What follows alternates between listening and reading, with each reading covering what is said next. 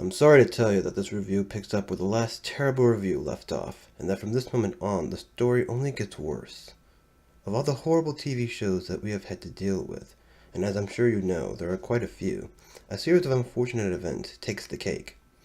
This particular story may seem like something more hopeful, with some happy moments with a kinder relative, but if you really know anything about the Baudelaire orphans, this will hardly last long. I must record these horrific events, but you can choose to turn off this review and go watch something much more enjoyable. Here we'll look at episodes 3 and 4, which are based on the second book, The Reptile Room. In this episode, these two episodes, the Baudelaire children are sent to live with their happier relative, herpetologist Dr. Montgomery. Yeah, that is his actual name, who is a lot kinder to them and encourages them to work with the snakes. However, Count Olaf actually comes back to the house disguised as a lab assistant named Stefano, eventually murdering Uncle Monty, and tries to whisk the children to Peru, where apparently they have lesser good child endangerment laws. The children have to prove to Mr. Poe that Stefano is not what he seems. Asif Manvi is the actor they have cast for the role of Dr. Montgomery. I have to say, at first I was a bit disappointed with his performance. He has grown on me as time has gone on, and while he does bring out the optimism that the cheerful doctor always gave out, I never felt like it really fit the actor at first. Whenever I've seen Asif in, anything, he usually plays somebody who is obviously a jerk, or at least somebody who's shady about it. It wasn't all that hard to sympathize with Klaus when he started to become when he was a lot more suspicious of him. I also did like the way Stefano was done with the makeup on Neil Patrick Harris. It really looked like he stepped off of the pages of the book. And the accent he does with Stefano was definitely a lot of fun to listen to. Although I was a little surprised that Count Olaf gave himself away too many times. The adults still don't even realize that it's him. The direction that the show is apparently going for is that Count Olaf is terrible with his disguises, but the adults are fooled just because they're just that clueless. I always felt the reason the adults were actually fooled was because Count Olaf actually disguised himself really well. Yeah, can you believe that? I actually thought that the children only recognized him because they knew him so well. Though, to be fair, Mr. Poe always falls for the disguises repeatedly. I always felt it's because he's just that stuck up or something. I did like how Uncle Monty was a bit more cautious around Stefano, at least somewhat. However, the reveal that he still thinks he's just a spy from the Herpetological Society was a bit strange. Although I did actually kind of like... I loved how they built it up, though, as if he acts like he knows the man is a fraud, and even at one point pretends to cover for him with the Baudelaires.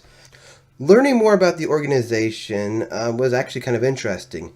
Them using a movie in order to translate a movie message to the doctor was actually kind of cool. I do wonder if they could have done that without giving the movie subtitles. Maybe they did that just to make a joke or something, but I feel as if maybe that could have been done a bit more clever. And I do like how the trip to Peru is actually done to get the children to safety so they can start their training to work for the organization. And apparently Dr. Montgomery still means to do some research on snakes there, but he's mostly doing it to protect them. Having the children be more suspicious of Dr. Montgomery, however, is mixed for me. On the one hand, I kind of miss the time we got to spend with the kids actually liking being with him and being happy as well.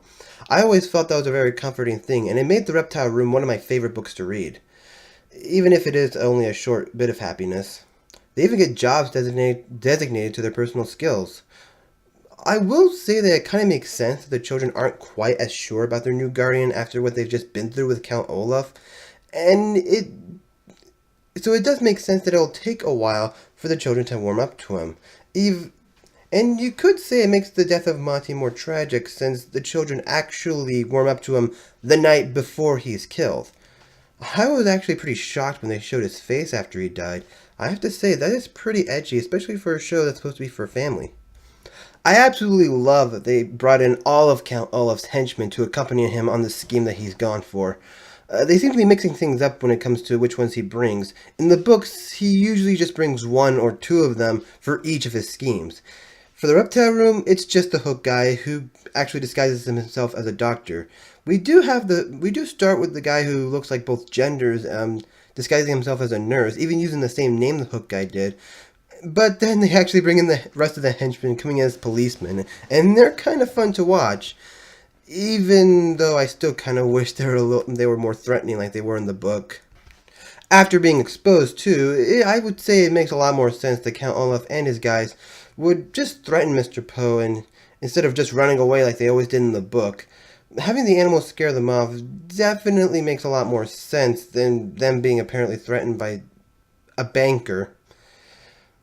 It does raise the question, though. Why don't they just take the orphans? I mean, if Mr. Poe's there, they could just knock him out or kill him instead of resorting to all these tricks. When the Baudelaires chased Count Olaf into the maze, I couldn't help but also wonder what they thought they were going to do once they caught up to him. I actually expected him to catch one of them and then start threatening them before somehow being foiled in that regard and then having to make his escape then. Oh, and while we're at it, the cameo that the assistant makes really doesn't add much to the story at all. These two episodes definitely weren't quite as good as the last two episodes, and that is a bit disappointing since The Reptile Room used to be one of my favorites of the series, and it's certainly my favorite of the first 4 books. It's still entertaining overall, and I will say that the show is still doing pretty well, but I wish it was a little bit better.